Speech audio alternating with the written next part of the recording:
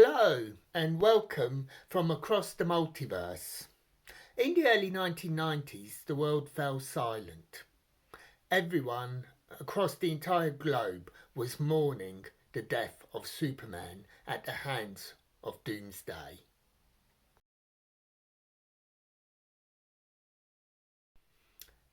However, people of a certain age had their own period of mourning. Way back in 1986, there was a Superman story called Whatever Happened to the Man of Tomorrow. It was written by Alan Moore and drawn by Curt Swan, and it detailed the last days of the Bronze Age Superman.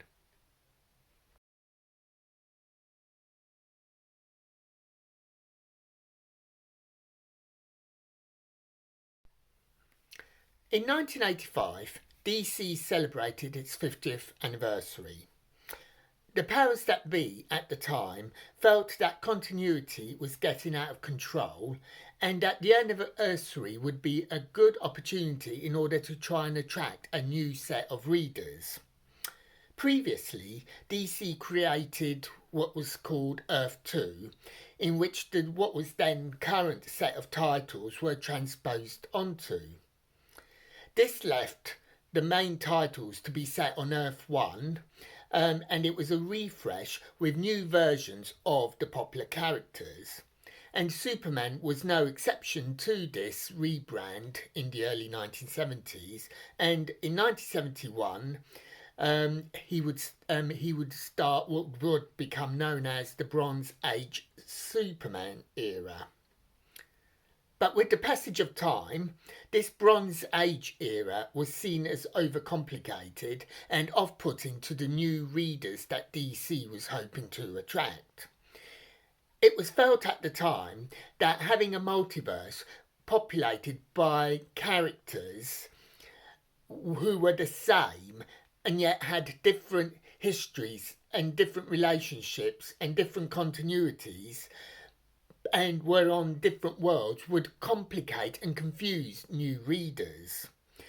Especially if someone picked up a comic book from a bargain bin and you got totally conflicting background stories.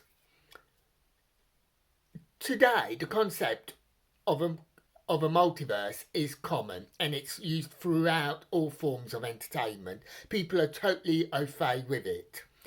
Everyone accepts it without batting an eyelid. But 1985 was a different time.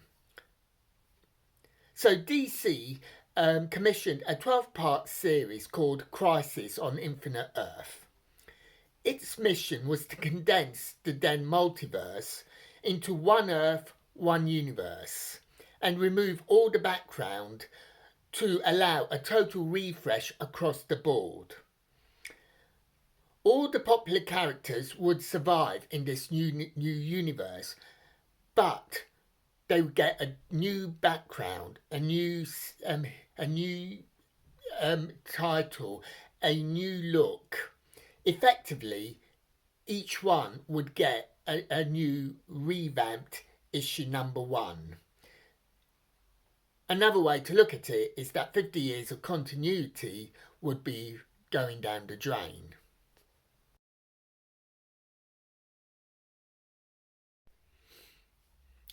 As I've said, Superman wasn't immune to this 1980s rebrand.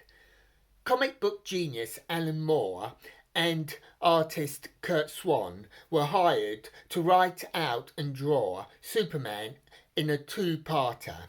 The first chapter was Superman Comic issue 423, and the concluding chapter and the end of the Bronze Age Superman came out the following month in Action Comics 583.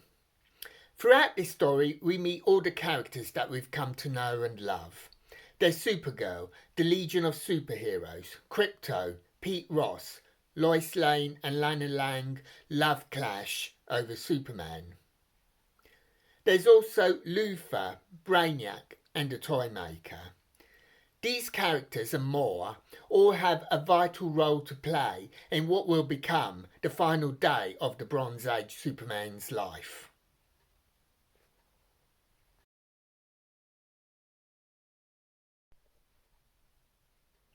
In 2 books, a mere 48 pages, Alan Moore skillfully weaves a story which bookends the series. We see all the characters we've come to know and love, and all the characters that we love to hate, come together, and they all get a personal resolution at the Fortress of Solitude. But the ending is a surprise that brings tears and a bit of a cheer, possibly, depending on your interpretation. As the opening caption reads, "This is an imaginary story, but then, aren't they all?" Moore creates a grim, claustrophobic feel that runs throughout the story. Both issues have an end-of-days feel to them. We keep hoping for the twist to take us out of this nightmare. However, the nightmare just continues relentlessly. In all honesty, if you have never read this book before, try and find it and read it. It is as good as it gets. And if you haven't read it for a while, treat yourself and read it again. This is Alan Moore, Superman and DC at the top of the game. A full 10 out of 10 from me. Bye.